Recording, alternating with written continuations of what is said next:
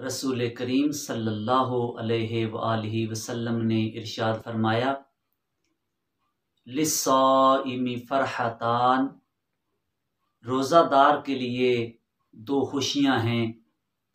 यानी रोज़ादार को अल्लाह तबारक व ताला दो खुशियां अता करता है।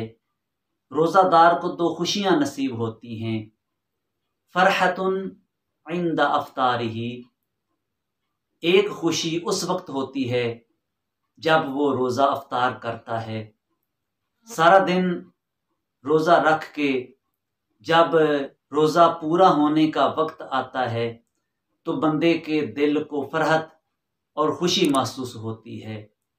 व फरहतुन इंद लिक़ाइ रब्बिही, और दूसरी खुशी उस वक्त नसीब होगी जब उसे अल्लाह तबारक व ताला के साथ मुलाकात नसीब होगी।